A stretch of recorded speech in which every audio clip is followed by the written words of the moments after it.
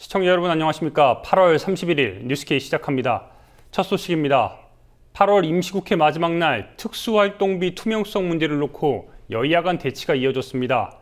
야당은 4,800억에 달하는 국정원의 묻지마 활동비가 세금으로 편성되는 만큼 감시가 필요하다는 입장이고, 여당은 안보기관을 폐지하자는 의미냐면서 대응하고 있습니다.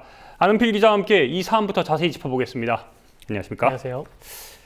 네, 오늘이 8월 임시국회 마지막 날이었습니다. 그런데 여야는 특수활동비 이 투명성 문제를 놓고 공방을 이어갔다고 하던데요. 짚어주시죠.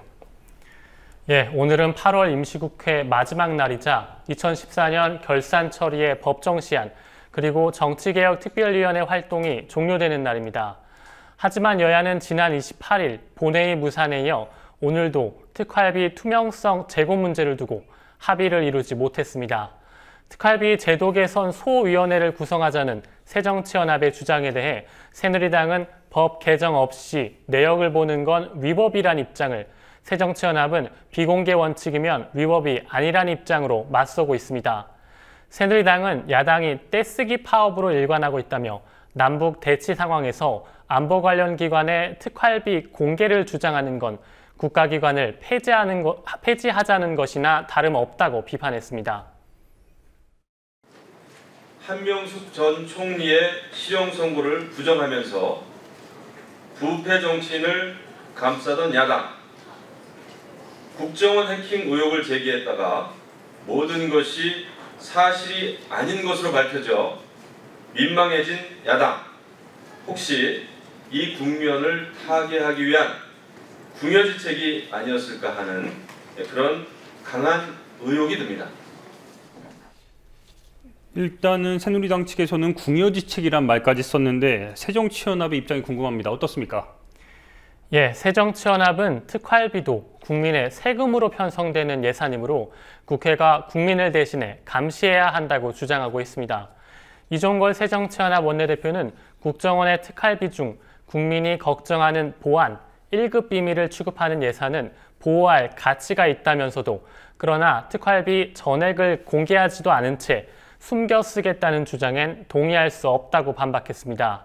이 원내대표는 또한 지난 5월 홍준표 경남지사가 특활비를 생활비로 썼다고 밝혀 논란이 됐던 사안을 언급하면서 당시 김무성 대표도 특활비를 전액 카드 결제로 제한해야 한다는 이야기를 한 적이 있다며, 김 대표는 3개월 전 국민 앞에서 제도 개선 약속을 했는데 이것이 위기모면을 위한 거짓말이었는지 해명해야 한다고 비판했습니다. 김영록 새정치연합 수석 대변인도 특활비가 불법적인 정치 개입에 쓰이는 것 아니냐는 의혹을 기밀이라는 말로 덮고 넘어가기에는 국민의 의혹이 너무 크다고 밝혔습니다. 국민의 혈세가 눈먼 돈처럼 국가기관에 의해 쓰이고 그 돈이 국민의 민요를 애고가는 수단으로 활용되고 있다면 이는 절대 용납돼서는 안 될 것입니다. 특수활동비 공개 문제가 중요한 이유가 바로 이러한 때문입니다. 그동안 특수활동비는 국가기관은 쌈짓 돈처럼 쓰였고 아무런 검증도 이루어지지 않았습니다. 한편 여야는 오늘 오후에도 특활비 제도 개선 소위 설치 여부에 대한 협상에 나섰지만 결국 결렬됐습니다. 이런 가운데 하태경 의원이죠. 새누리당 의원인데 야당의 이런 특활비 공개 주장이 북한의 요구라고 비판했죠.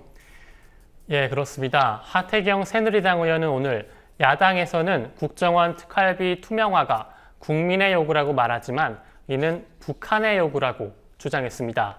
하 의원은 새누리당 초재선 모임인 아침소리 회의에서 국민의 요구는 특활비를 안보에 잘 쓰라는 것이지 투명하게 쓰라는 것이 아니라며, 특활비 내역을 공개하라는 정당이 전 세계의 새정치연합 말고 어디에 있는지 답변해달라고 말했습니다.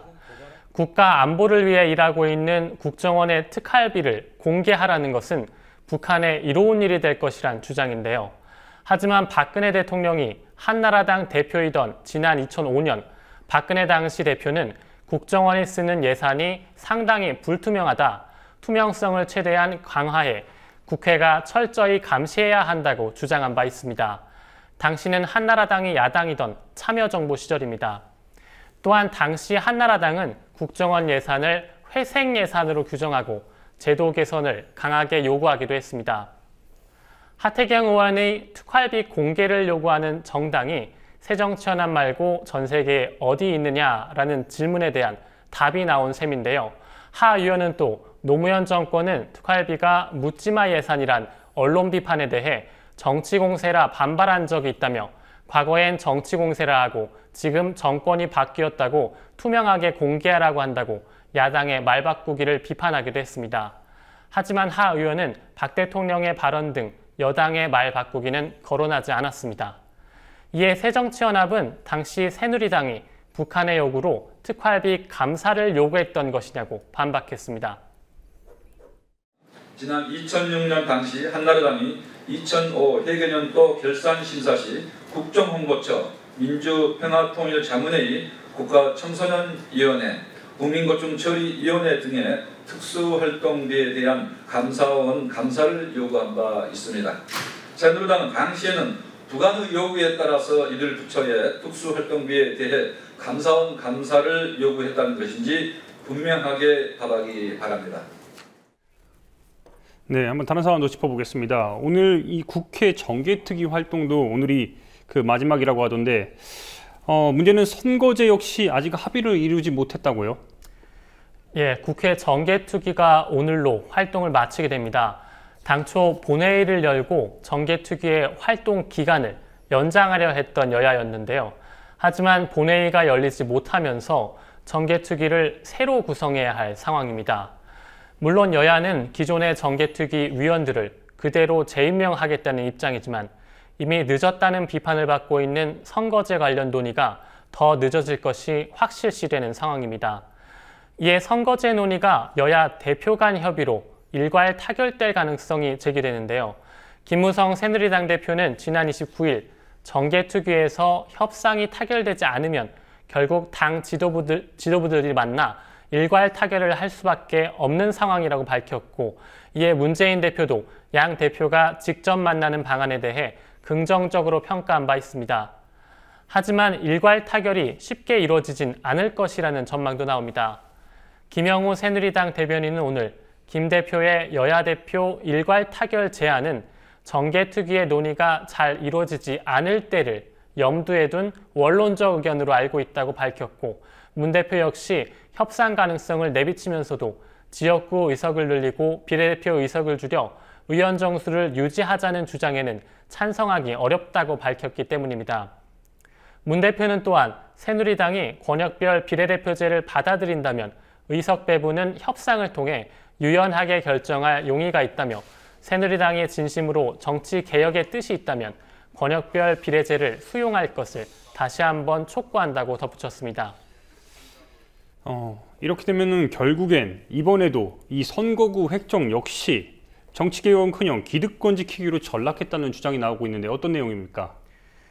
예, 여야가 선거제 관련 합의에 난항을 겪는 사이에 새누리당의 주장이 뒤바뀌었다는 비판이 제기됩니다.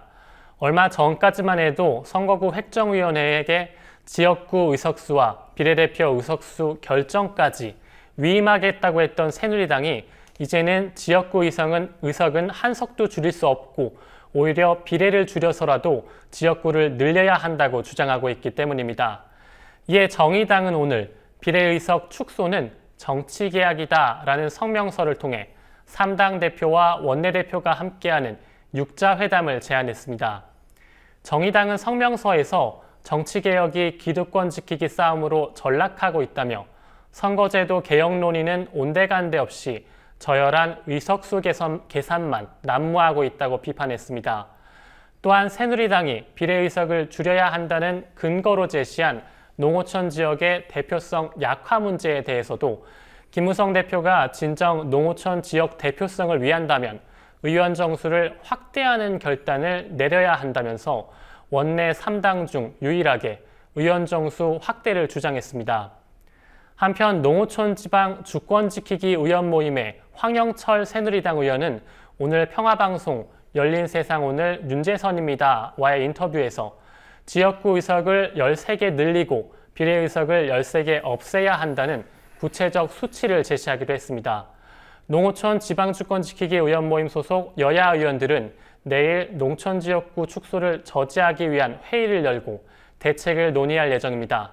이 모임에는 여야 의원 15명이 소속돼 있습니다. 네, 한 가지 재미있는 소식이 있습니다.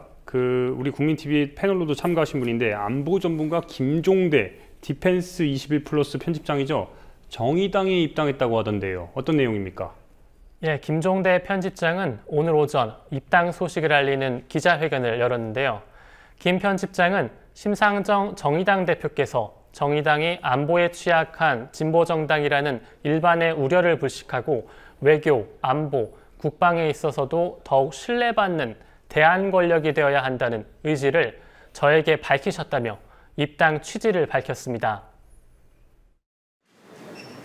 우리 국방이 한반도의 전쟁을 억제하고 평화를 힘으로 뒷받침하는 본연의 가치에 충실하도록 하겠습니다.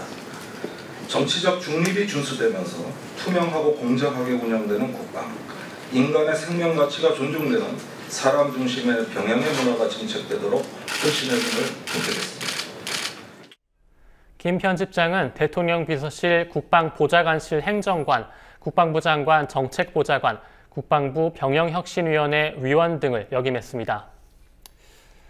앞으로 정의당의 활동 역시 기대해 봐야 할 것 네. 같습니다. 예, 안 기자 오늘도 고생했습니다. 네.